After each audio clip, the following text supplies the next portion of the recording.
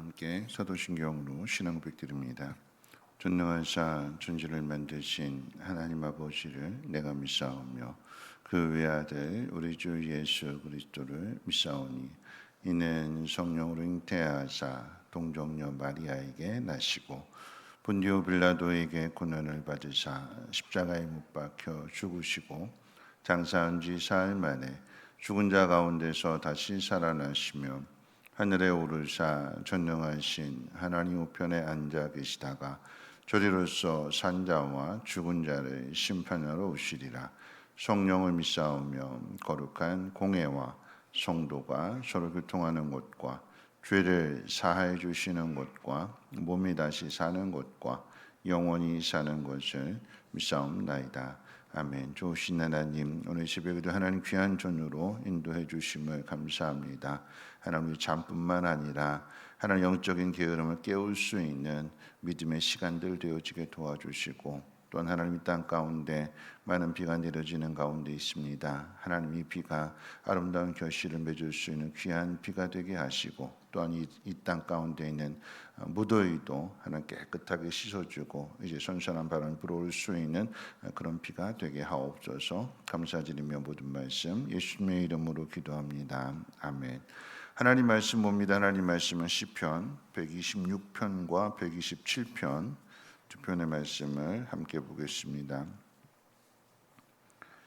시편 126편 그리고 127편 한 절씩 교독으로 읽겠습니다. 여호와께서 시온의 포로를 돌려보내실 때에 우리는 꿈꾸는 것 같았도다. 그때 우리 입에는 웃음이 가득하고 우리 혀에는 찬양이 찼었도다. 그때 문 나라 가운데에서 말하기를 여호와께서 그들을 위하여 큰 일을 행하셨다 하였도다. 여호와께서 우리를 위하여 큰 일을 행하셨으니 우리는 기쁘도다. 여호와여 우리의 포로를 남방 시내들 같이 돌려보내소서. 눈물을 흘리며 씨를 뿌리는 자는 기쁨으로 거두리로다. 울며 씨를 뿌리러 나가는 자는 반드시 기쁨으로 그 곡식단을 가지고 돌아오리로다. 여호와께서 집을 세우지 아니하시면 세우는 자의 수고가 헛되며 여호와께서 성을 지키지 아니하시면 파수꾼의 깨어 있음이 헛되도다. 너희가 일찍 일어나고 늦게 누우며 수고의 떡을 먹음이 헛되도다. 그러므로 여호와께서 그의 사랑하시는 자에게는 잠을 주시는도다. 보라, 자식들은 여호와의 기업이요 태의 열매는 그의 상급이로다. 젊은 자의 자식은 장사의 수중의 화살 같으니 이것이 그의 화살통에 가득한 자는 복되도다. 그들의 성문에서 그들의 원수와 담판할 때에 수치를 당하지 아니하리로다. 아멘. 시편 126편의 주제는 눈물입니다. 눈물. 우리말 사전에 눈물은 이 눈물샘에서 나와서 누나를 축이는 물방울이자 사람의 감정을 비유하는 은유이지만, 구약 성경 안에서의 이 눈물은 슬픔이나 아픔 또는 깨달음이나 회개 등 다양한 그리고 복합적인 이미지를 가지고 있습니다. 이 눈물을 가리키는 이 한자어를 한번 생각해 본 눈물 루자라고 하는 이 한자어가 세 가지 단어의 이제 합성어가 되는데, 물수변에 문호, 그리고 그 안에 그 밑에 이제 개견자가 들어져 있습니다. 그러니까 이 세 가지 단어가 합해져 있는데 뜻은 뭐냐면 울타리 안에 갇혀서 울부짖는 개, 그게 눈물 루자예요.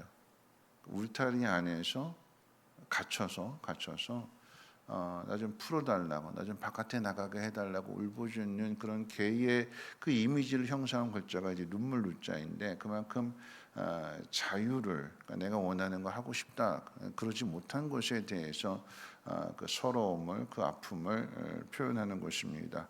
이 시편 126편의 말씀은 이제 이 시인이 지난 날을 돌아보는 것입니다. 지난 날의 시인은 나라를 잃고 바벨론의 포로로 잡혀간, 그러니까 바벨론 강가에 앉아가지고 왜 우리가 이렇게 됐지? 이스라엘 땅에서 받은 그 복, 누렸던 그 복 하루아침에 다 무너졌고 빼앗겼고 낯선 곳에서 한 번도 와보지 못한 곳이고 거기에 살만한 기반이 아무것도 갖춰져 있지 않고 냉대를 받고 천대를 받는 그런 고달픈 삶을 살아야 되는 그 현실 때문에 바벨론 강가에서 하염없이 눈물을 흘리는 거죠. 지난 날을 돌아보면서 아쉬움, 후회 이런 것도 가득할 것이고 더 나아가서 이 현실이 좀 빨리 좀 벗어났으면 좋겠다. 다시 옛날에 그 편안했던 그 모습, 복을 누렸던 그 모습으로 돌아갔으면 좋겠다라고 하는 그 소망을 그 눈물 속에 담아서 흘려내는 것입니다. 그럴 때 오늘 이 시편의 내용은 뭐냐면 그렇게 눈물을 흘리면서 왜 내 삶이 이렇게 됐을까? 후회와 한탄과 그 모든 것들로 가득 차 있었는데 어느 날 하나님께서 다시 돌아가게 하시는 바벨론 포로에서 돌아올 수 있는 이 꿈꿀 수 없었던 그 일들이 이루어진 것에 대해서 감사하면서 찬양하면서 그러면서 하는 이야기 뭐냐면 눈물을 흘리며 씨를 뿌리는 자는 기쁨으로 단을 거둔다. 그런 의미에서 본다면 이 시편 126편의 말씀은 눈물이라고 하는 것은 단순히 눈에서 떨어지는 그 액체만을 의미하는 것은 아닙니다. 이 눈물이라고 하는 것은 마치 옥토에 떨어지는 작은 생명과도 같은 것입니다. 시편 55편 10절 말씀 가운데 보면 비와 눈이 하늘로부터 내려서 그리로 돌아가지 않고 땅을 적셔서 소출을 내고 싹이 나게 해서 파종하는 자에게 종자를 주고 먹을 것을 주는 것과 같다 그랬어요. 하늘에서 내리는 이 비가 그냥 단순한 비가 아니라 생명을 자라게 하고 열매를 맺게 하는 그런 비가 되는 것처럼 우리 눈에서 흘러내리는 눈물도 마찬가지다라고 하는 거죠. 여러분 이 눈물이요 사라지지 않고 새로운 세계를 빚어내는 걸음이 되는 것입니다. 그리스도인의 눈물이라고 하는 것은 자기 성찰 또는 자기 성숙을 드러내는 창과도 같습니다. 웃음이라고 하는 것은 잠시 있다가 사라지는 꽃처럼 아침에 피었다가 사라지는 꽃처럼 잠시 있다가 사라지게 되지만 눈물은 어떻게 해요? 계속 머물러 있으면서 고통과 슬픔을 사귀고 그리고 난 다음에 이제 거기에 성숙의 열매를 불러옵니다. 여러분 이 의미를 이 시인은 마치 농사를 짓는 농부에다 비유하고 있어요. 눈물을 흘리며 씨를 뿌리러 나가는 자는 기쁨으로 거둔다. 울며 씨를 뿌리러 나가는 자는 반드시 기쁨으로 그 곡식단을 가지고 돌아온다. 똑같은 표현인데 반복해서 아니 더 강조하는데 뭐라고 했냐면 반드시 그랬어요. 반드시. 5절에서는 그냥 씨를 뿌리는 자는 눈물을 흘리며 씨를 뿌리는 자는 그 단을 거둔다 그랬는데 6절에 가서는 더 강조하면서 반드시 그것을 가지고 돌아온다. 그냥 흘려보내는 것이 아니라 그 눈물은 어떻게 해요? 다시 돌아오는데 열매를 가지고 돌아오고 그것은 다시 우리에게 기쁨을 불러온다라고 하는 이야기입니다. 자, 이것을 시편 127편에 이제 126편의 말씀이 농사를 짓는 농부에 비유했다면 127편 말씀의 주제는 두 가지입니다. 인생의 경영과 자녀에 대한 이야기. 여러분 이것도 농사에 비유할 수 있는 거죠. 우리의 인생을 농사에 비유할 수 있어요. 열심히 땀 흘리면서 수고했는데 어느 날 갑자기 뭐 홍수가 난다거나 아니면 폭염으로 모든 게 새카맣게 타버리든가 아니면 병충해가 와가지고 다 타버리든가 그렇게 되면 농부가 땀 흘리며 수고했는데 그 모든 것들이 다 헛될 수밖에 없는 거죠. 인생의 경영이라고 하는 것이 내가 열심히 땀 흘리며 수고했을 때 하나님이 도와주시지 않는다면 시편 126편의 말씀에 이 눈물을 흘리면서 씨를 뿌렸던 것들, 눈물을 흘리면서 간절히 소망했던 이 일들은 사람의 힘으로 할 수 없는 일들이었어요. 이스라엘 백성이 열심히 독립운동에서 나라를 되찾은 것이 아니라 정말 말 그대로 꿈꾸는 것 같았다. 그 꿈꾸는 것들의 그 핵심은 하나님이 이루어 주셨기 때문에 그 일인데 시편 127편의 말씀이 우리가 하나님 없이 우리의 수고로 열심히 노력했는데 열심히 쌓아 올렸는데 어느 한순간에 그게 그냥 하루아침에 무너져 버려요. 그러면 그 모든 것이 헛되게 되면 어떻게 될까요? 그 헛된 자리에서 모든 탑이 다 무너진 그 자리에서 우리는 또다시 눈물을 흘릴 수밖에 없는 거죠. 근데 그 눈물은 성찰의 눈물이 되는 겁니다. 내가 하나님 없이 내 힘으로 수고하려고 했던 그 모든 것이 다 이제 헛된 거구나. 내가 다시 하나님을 찾아야 되는구나. 하나님을 의지해야 되는구나. 하나님 말씀 가운데 순종해야 되는구나. 그 헛된 것 앞에서 모든 것이 다 무너진 상황 속에서의 그 눈물은 자기 성찰입니다. 그리고 그게 이제 성숙을 만들어내는 거죠. 그럼 그 다음에 우리가 또다시 눈물 흘리는 게 뭐냐면 가장 가슴 아픈 눈물이 뭐냐면 자식에 대한 눈물이잖아요. 오늘 말씀 가운데도 이 자식은 여호와의 기업이고 태의 열매는 그의 상급이라고 그랬습니다. 자식 낳게 됐을 때 얼마나 기쁜가요, 그렇죠? 여자분들은 남자분보다 더 기쁘잖아요. 배 이렇게 불러가지고 막 힘들고 그랬는데 그 해산의 수고 끝에 마침내 그 생명을 품에 안게 되었을 때 또는 젖을 물리게 되었을 때에 얼마나 이쁘겠어요. 얼마나 기쁘겠어요. 그리고 근데 그 기쁨이 얼마나 갈까요? 계속 갈까요? 아니죠. 그렇게 선물과도 같았던 내 인생의 전부라고도 생각할 수 있던 그 자식이 점점 커가면서 속속이게 되면 이 자식 때문에 눈물 흘리게 되면 이게 정말 하나님 나한테 주신 선물이 맞나? 왜 하나님은 나한테 이런 자식을 주셨을까 하는 그런 마음을 가질 때도 있잖아요. 그렇죠? 그때 해야 될 게 뭐라고요? 눈물이라고. 자식이 속을 썩이게 될 때 농사 가운데 제일 중요한 농사가 어떤 농사예요? 자식 농사라고 그러잖아요. 그러면 한낱 씨를 뿌리는 이 농부도 그냥 씨를 뿌리는 것이 아니라 울면서 얼마나 그 삶이 고달프면 얼마나 힘들면 울면서 씨를 뿌리는 거예요. 포기하지 않는 거죠. 계속해서 심는 거예요. 그럴 때 그 심은 곳에 열매를 맺는 것처럼 어떻게 해요? 자식도 똑같대요. 왜 속썩일까요? 그냥 하루아침에 내 힘으로 되는 것이 아니라 하나님이 도와주셔야 되고 하나님이 자식에게 복을 주셔야 되고 하나님이 자녀를 바르게 세워주시고 그 앞길을 복 주셔야 된다라고 하는 것을 내가 뭘로요? 부모로서 눈물로 심는 거예요. 눈물로. 그럴 때 그 자녀가 그냥 모든 것이 다 갖춰진 상태 그냥 편안하게 살아가는 자식과 힘들고 어려운 상황 가운데 부모가 자신을 위해서 눈물로 그렇게 심어서 기도한 끝에 내가 이렇게 되었다라고 하는 것을 그 자식이 깨닫게 된다라고 하면 그 기쁨은요 이루 말할 수 없는 기쁨이 되는 거죠. 말씀을 마칠 텐데요.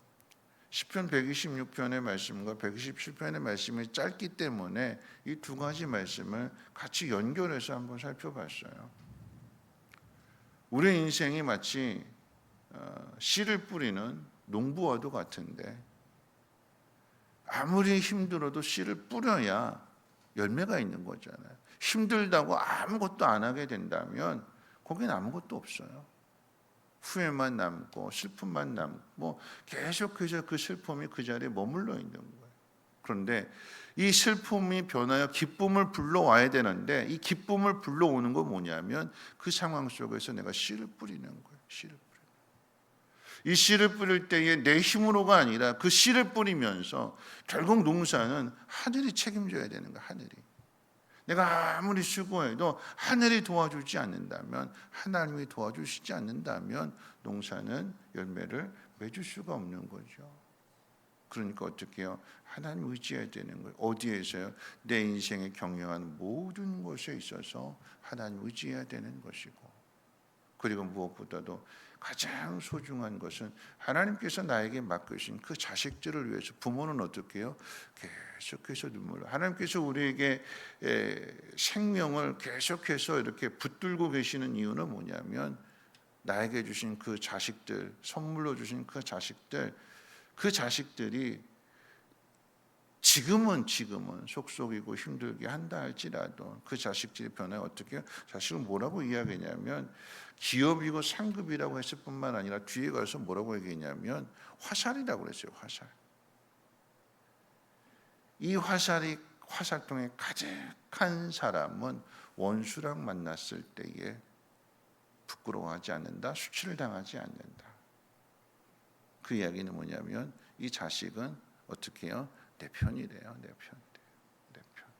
근데 그 내 편을 만들 수 있는 것은 뭐냐면 눈물로써.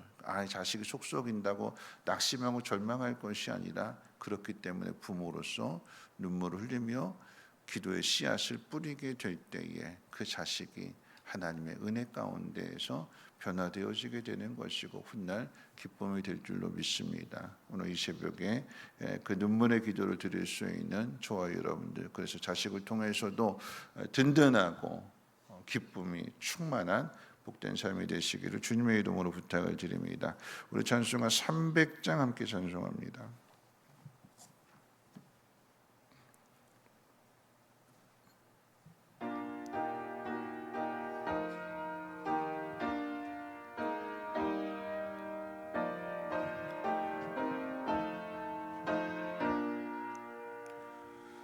내 맘이 낙심되며 근심에 눌릴 때 주께서 내게 오사 위로해 주시네. 가는 길 캄캄하고 괴로움 많으나 주께서 함께하며 내 짐을 지시네. 그네가 내게 족하네. 그네가 족하네. 이 괴로운 세상 지날 때 그네가 족하네. 희망이 사라지고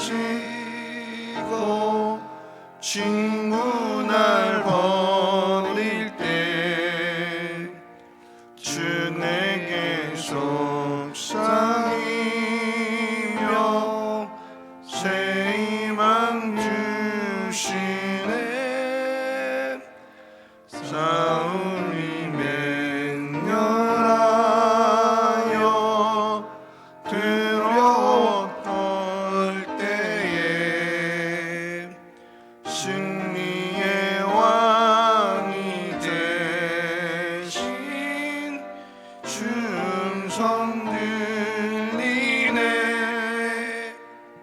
그네가 내게 족하네. 그네가 족하네. 이 괴로운 세상 지날 때 그네가 족하네. 헌민이 가득 차고 눈물이 흐를 때 주 나의 곁에 오사 위로해 주시네. 환난이 닥쳐와서 어려움 당할 때 주님의 능력이 입어 원수를 이기네. 그네가 내게 족하네. 그네가 족하네.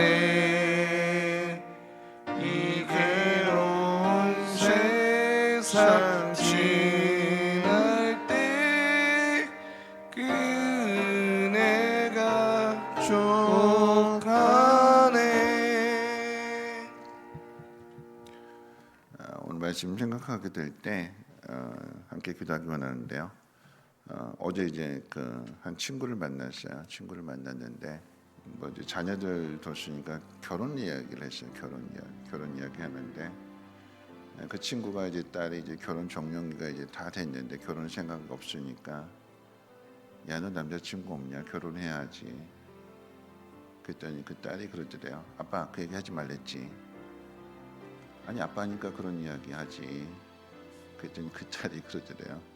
기도만 해. 아 기도야 하고 있지. 그랬더니 그 딸이 마지막 최후 이렇게 말을 이렇게 나는 거래요. 기다려. 기도했으면 기다려. 우리가 해야 될 일은 그거밖에 없는 거죠. 기도하는 거. 어떤 상황 속에 있을지라도 오늘 시편 말씀이 마치 농부와도 같다. 근데 그 농부가 가만히 있지 않고 울면서 씨를 뿌린다. 인생의 경영이 무너지게 되고 내 마음대로 내 계획대로 안 되어졌을 때 그때가 하나님이 필요할 때니까 그때 우리가 할 수 있는 것은 울면서 하나님 앞에 기도하는 것밖에 없다. 자식을 위해서도 마찬가지다. 내 마음대로 내 뜻대로 안 따라주게 될 때에 그걸 하나님 앞에 계속해서 기도한다면 하나님 그 일을 이루어주신다. 오늘 이 새벽에 그 믿음 가지고 하나님 내가 다시 한번 기도하겠습니다. 가만히 있지 않고 포기하지 않고 낙심하지 않고 그 낙심한 상황 속에서 눈물을 흘리며 씨를 뿌리는 사람이 되겠습니다. 하나님 훗날 기쁨을 불러올 수 있도록 기쁨의 열매를 맺을 수 있도록 하나님이 도와주시옵소서. 우리 함께 통성으로 하나님 앞에 기도합니다. 사랑 많으신 하나님 아버지 감사합니다. 우리 하나님 말씀을 들었습니다. 흘려 지나가는 말씀이 아니라 오늘 이 말씀 마음 가운데 새기게 해주셔서 모든 것들이 다 무너지는 하늘이 무너지는 것과도 같은 그런 슬픔 가운데 있을 때 단지 그냥 눈물 흘리는 것이 아니라 그 눈물이 기도가 되게 하시고 그 기도가 하나님 앞에 상달되어져서 자식이 올 때에 부모의 마음은 찢어지는 것과도 같습니다. 무엇이든지 다 해주고 싶은 것이 부모의 마음일 것입니다. 하나님 아버지께서 눈물 흘리는 우리 자녀들을 긍휼히 여겨주시고 하나님의 도우심으로 함께 하셔서 그 눈물 닦아주시고 활짝 웃을 수 있는 그 입에서 찬송과 감사가 흘러넘칠 수 있도록 하나님 모든 상황 가운데 함께 해주시고 도와주시기를 원합니다. 무엇보다도 하나님 사랑하는 자녀들을 위해서 포기하지 않고 하나님 우리에게 생명 주셨고 우리에게 귀한 자녀들을 맡겨주셨는데 그 자녀가 내 화살통에 가득한 화살이 되어서 원수 앞에서 수출당하지 아니하도록 하나님 능력 있는 자녀들 되게 도와주시고 하나님의 나라 가운데 꼭 필요한 일꾼들로 채워지게 하여 주시고 하나님 영광을 위해 쓰임받는 귀한 자녀를 되어줄 수 있도록 은혜를 도와해 주시옵소서.